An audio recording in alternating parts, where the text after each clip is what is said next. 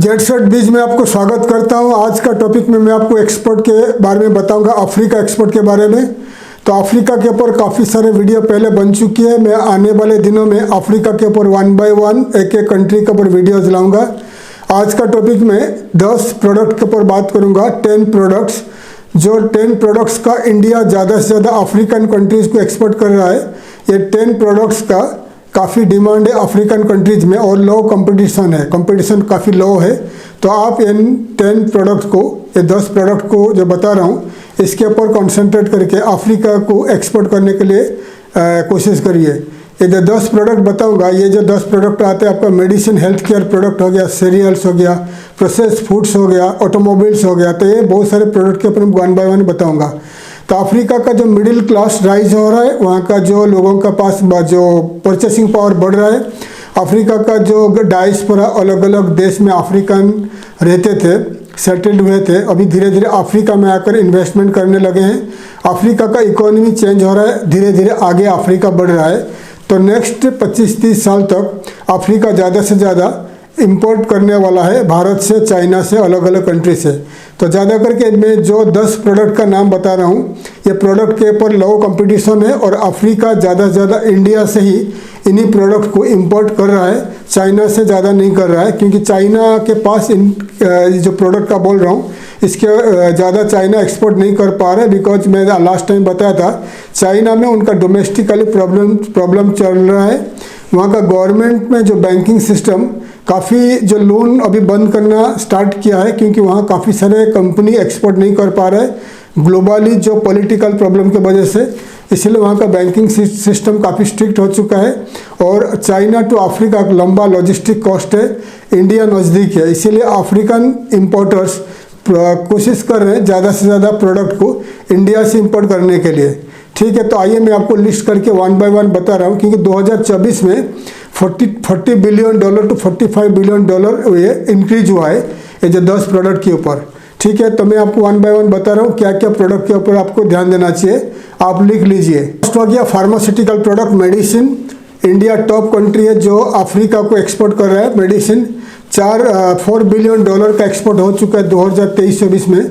India $4 billion का export कर चुका है मेडिसिन।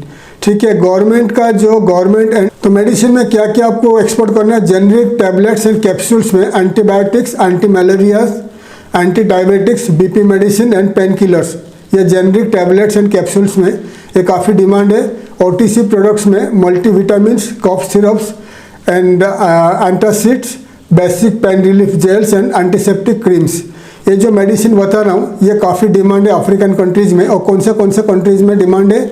वेस्ट अफ्रीका में नाइजीरिया, घाना, कोत दीवोर, वेस्ट अफ्रीका में।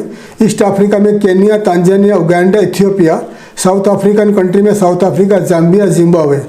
तो ठीक से लिख के रख लीजिए। इन्हीं मेडिसिन को आपको इन्हीं कंट्रीज़ को टारगेट करके मार्केटिंग करना है। उसके बाद सेकेंड में आता है आपका 2 व्हीलर्स, जो बाइक होता है, 2 wheelers, 3 wheelers and spare parts. 2 wheelers में all kinds of bikes, scooties and 3 wheelers में ऑटो रिक्शा। स्पेयर पार्ट्स में all the heavy light vehicles का जो स्पेयर पार्ट्स का काफ़ी डिमांड है। और जो आपको बता दिया, ये बाइक्स हो गया, टुक मतलब ये आपका जो ऑटो हो गया, ऑटो, तो इसका काफ़ी डिमांड है। ठीक है, और 100 क्या क्या आपको एक्सपोर्ट करना है, 100 to 150 CC motorcycle, scooters, fuel efficient जो मोटरसाइकिल होता है, ये आपको एक्सपोर्ट करना है। 3 व्हीलर्स में पैसेंजर एंड कार्गो के लिए जो 3 व्हीलर्स होता है, ये आपको एक्सपोर्ट करना है। स्पेयर पार्ट्स में स्पेयर पार्ट्स एंड कंज्यूमरेबल गुड्स में ब्रेक शोज हो गया, चेन्स हो गया, filters, cables, tyres and tubes, batteries. ये काफ़ी डिमांड है। और ये डिमांड कहाँ पर है? ईस्ट अफ्रीकन कंट्रीज़ में, केनिया, उगांडा, तांजानिया, रुवांडा। ये बड़ा कल्चर है। बड़ा कल्चर मतलब बाइक को वहाँ टैक्सी करके चलाते हैं। ठीक है, तो ईस्ट अफ्रीका में Kenya, Uganda, Tanzania, Rwanda. West Africa में Nigeria, Benin, Togo. North Africa and south African country में ये भी काफ़ी डिमांड है, ये जो बता दिया प्रोडक्ट का। उसके बाद आता है आपका package foods and snacks. Package foods and snacks में आपका बिस्कुट्स हो गया, नूडल्स हो गया, स्पाइसेस, रेडी मिक्सेस, ये सब हो गया। ये सब काफ़ी डिमांड है इन द अफ्रीकन कंट्रीज़। और इसमें क्या क्या आपको एक्सपोर्ट करना है मैं दिखा रहा हूँ। Biscuits and cookies, small pack में आपको एक्सपोर्ट करना है। Instant noodles, pasta, soup mixes, dry में जो पैकिंग आता है सूप के लिए, और स्पाइसी ब्लेंड्स में biryani masala, curry masala, chilli, turmeric mix, seasoning powders, ready mix में डोसा, इडली बैटर हो गया, मिक्स डेजर्ट मिक्सेस हो गया, मसाला पेस्ट हो गया। तो ये आपको कहाँ एक्सपोर्ट करना है? बेस्ट रीजन हो गया Nigeria, Ghana, Kenya, Tanzania, Ethiopia, Angola, south Africa. ये बिग कंज्यूमर डिमांड है इन कंट्रीज़ में। उसके बाद आपको क्या करना है? Rice, non basmati and basmati rice and pulses, दाल वगैरह आपको एक्सपोर्ट करना है। HS10 एंड 07 HS कोड है। तो मैनी अफ्रीकन कंट्रीज़ ये इंपोर्ट कर रहा है इंडिया से। आप ज़्यादा से ज़्यादा अफ्रीकन कंट्री को एक्सपोर्ट कर सकते हो। तो व्हाट टू एक्सपोर्ट, क्या एक्सपोर्ट करना है आपको? Non basmati parboiled rice, west Africa में डिमांड है non basmati parboiled rice. Basmati rice for premium urban consumers and diaspora. जो बासमती राइस का डिमांड है premium urban consumers and diaspora, जो रिच लोग हैं अफ्रीका में। एंड डायस्पोरा मतलब होता है अफ्रीका जो वेस्टर्न कंट्रीज़ में जो लोग रहते थे, अमेरिका, कनाडा, यूरोपियन कंट्रीज़ में अफ्रीकन रहते थे, अभी अफ्रीका आ चुके हैं, तो उनके लिए भी चाहिए बासमती राइस का डिमांड है। पल्सेस लेंटिल्स में तोर दाल, चना दाल, उड़द दाल, मूंग दाल, चिकपीस, ये जो चना हो गया, इसका काफ़ी डिमांड है। कहाँ पर डिमांड है? वेस्ट अफ्रीका में बेनिन, टोगो, नाइजीरिया, सेनेगल, कोत दीवोर वेस्ट अफ्रीका में। ईस्ट अफ्रीका में केनिया, तांजानिया, मोजाम्बिक, मादागास्कर, ये जो कंट्रीज़ बता रहा हूँ, ये कंट्रीज़ में काफ़ी डिमांड है। और उसके बाद आता है agrochemicals, fertilisers and agri inputs. तो ये कहाँ पर क्या क्या आपको एक्सपोर्ट करना है? NPK fertilisers and farmer friendly packs, 5 kilo 10 kilo का पैक में NPK फर्टिलाइजर्स आपको एक्सपोर्ट करना है। और आपका क्रॉप प्रोटेक्शन के लिए जो आपका, तो क्रॉप प्रोटेक्शन के लिए आपका insecticides and fungicide and herbicides, ये आपका लोकल क्रॉप के लिए जो उनका जो एग्रीकल्चर होता है, मेज, rice, cocoa and cotton, vegetables के लिए यूज होता है। ये क्रॉप प्रोटेक्शन के लिए आपको एक्सपोर्ट करना है। और माइक्रो न्यूट्रिएंट के लिए nutrients, bio fertilisers and drip irrigation kits आपको एक्सपोर्ट करना है। तो ये आपको डिमांड है ईस्ट अफ्रीका में Kenya, Tanzania, Ethiopia, West Africa में Ghana, Nigeria, Cote d'Ivoire, South Africa में जाम्बिया, मलवाई एंड मोजाम्बिक, ये कंट्री में ज़्यादा डिमांड है। उसके बाद आता है solar product and small energy solution. Solar product में आपको क्या क्या एक्सपोर्ट करना है? Solar lanterns and home lighting kits, solar lanterns and home lighting kits, small solar inverters and charge controllers panels, solar water pumps, irrigation and drinking water के लिए, solar street lights and mini high mast light for communities के लिए ये demand है West Africa में। Nigeria, Ghana and आपका जो East Africa में Kenya, Tanzania, Uganda and Sahel region के लिए अबंडेंट सनलाइट है। डोनर प्रोग्राम्स के लिए ये रिक्वायरमेंट्स है। उसके बाद आता है आपका building materials and sanitary ware, construction materials में टाइल्स, पाइप्स, क्या क्या एक्सपोर्ट करना है? Ceramic floor and wall tiles, PVC pipes, fitting, water tanks, bath fittings, taps, mixers, showers, accessories, sanitary ware, toilets and wash basins, ये आपको export कहाँ करना है? Nigeria, Ghana, Kenya, Tanzania, Ethiopia, Angola, Mozambique. Big construction material का requirements है in countries में। और other imported जगह है आपका, कहाँ से इम्पोर्ट ये लोग कर रहा है? दुबई, साउथ अफ्रीका में, अफ्रीका से कर रहे हैं। और दुबई, साउथ अफ्रीका में भी इन प्रोडक्ट का डिमांड है। तो आपको ये प्रोडक्ट को आपको ध्यान देना चाहिए इन कंट्रीज़ को एक्सपोर्ट करने के लिए। आपका बिल्डिंग मटेरियल्स, उसके बाद आता है plastic house hold items and packaging product, क्या एक्सपोर्ट करना है आपको?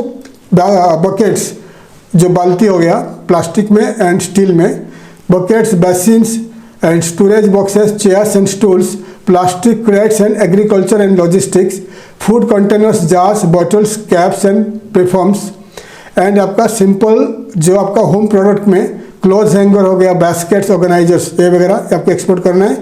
ये ज़्यादा ये आप अमेजन में सर्च करोगे तो आपको इसका फोटोज वगैरह मिल जाएगा, आपको ज़्यादा आपको इन्फॉर्मेशन मिलेगा इसके ऊपर। तो ये कहाँ पर डिमांड है? West and East South Africa में काफ़ी ऑल द कंट्रीज़ में डिमांड है। जैसे कि आपका ये Mombasa, Lagos, Nigeria, Congo, all the countries in the African countries ये डिमांड है। उसके बाद आता है textile garments for African fashion के लिए, टेक्सटाइल आपको गारमेंट एक्सपोर्ट करना है। क्या क्या एक्सपोर्ट करना है? Cotton fabrics, printed fabrics and Africa design के लिए। मैं आपको पहले अफ्रीका का टेक्सटाइल के ऊपर वीडियो लाया था।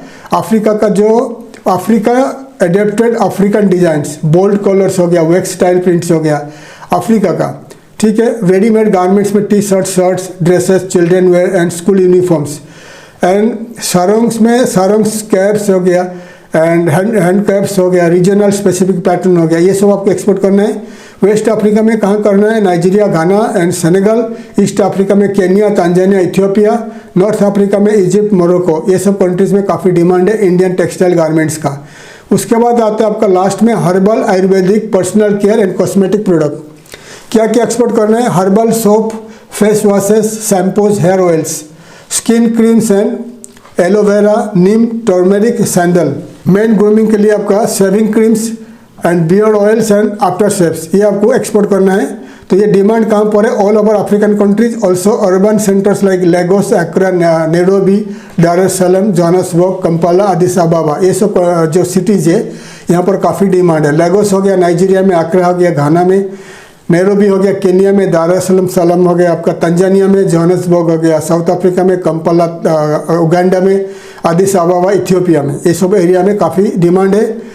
तो डिटेल्स में आपको बता दिया, डिटेल्स में आपको दिखा दिया क्या क्या प्रोडक्ट का डिमांड है इन अफ्रीकन कंट्रीज, क्या क्या प्रोडक्ट का डिमांड है। तो वहाँ का अफ्रीका में जो फार्मा प्रोडक्ट का बता दिया। अफ्रीका का all most of the African countries, all the African countries आपको बताया जाएगा।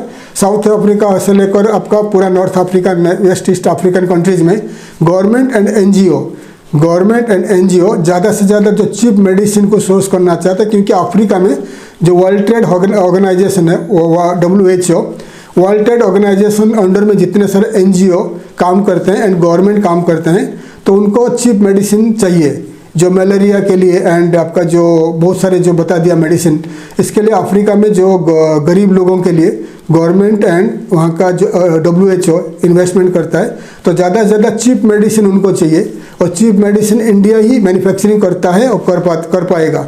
इसीलिए आप मैन्युफैक्चरिंग, अगर आपके पास ज़्यादा इन्वेस्टमेंट है, मैन्युफैक्चरिंग में जाइए। और अगर आप एक्सपोर्ट करना चाहते हो तो मेडिसिन के ऊपर ध्यान दीजिए।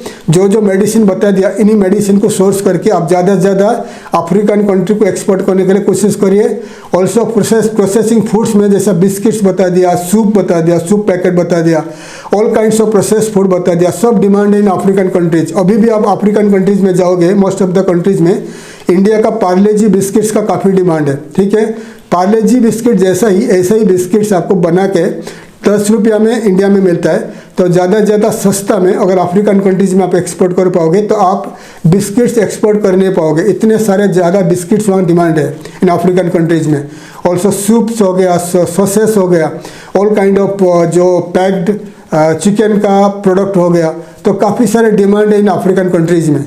तो मैं आपको लिस्ट करके बता दिया, इन्हीं सब प्रोडक्ट को आप ध्यान देकर अफ्रीकन कंट्री को एक्सपोर्ट करना स्टार्ट कर दीजिए। मैं बता दिया $4 बिलियन का एक्सपोर्ट हो चुका है मेडिसिन ओनली 2024 में। जितने सारे 10 प्रोडक्ट बता दिया, ये 10 प्रोडक्ट कैटेगरीज, ये $45 बिलियन का एक्सपोर्ट हो चुका है 2024 में।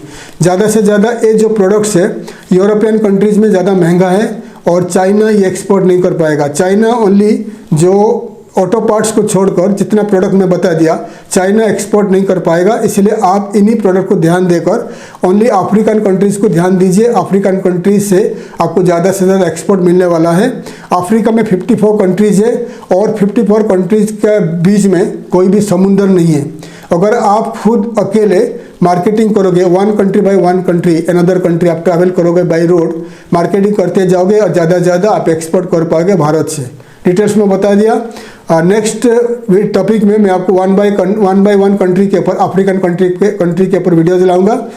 लेटेस्ट वीडियोज़ में लाऊंगा अफ्रीकन कंट्री के ऊपर, ठीक है। तो ताकि आप अफ्रीकन कंट्री को ज़्यादा से ज़्यादा एक्सपोर्ट कर पाओगे। Africa is booming, next 25 to 30 years Africa boom रहेगा, एंड अफ्रीका ज़्यादा से ज़्यादा प्रोडक्ट्स इंपोर्ट करेगा भारत से। इसलिए आप अफ्रीका को कॉन्सेंट्रेट करिए। यूरोपियन कंट्रीज़, अमेरिकन कंट्रीज़ काफ़ी कंपटीशन है, काफ़ी रिक्वायरमेंट्स है डॉक्यूमेंट्स का एंड लाइसेंसेस का। अफ्रीका में इतना रिक्वायरमेंट्स नहीं है licences and all the packaging and all the documentation में, तो आप इजीली अफ्रीकन कंट्रीज़ को एक्सपोर्ट कर पाओगे। थैंक यू, धन्यवाद, जय हिंद, जय भारत।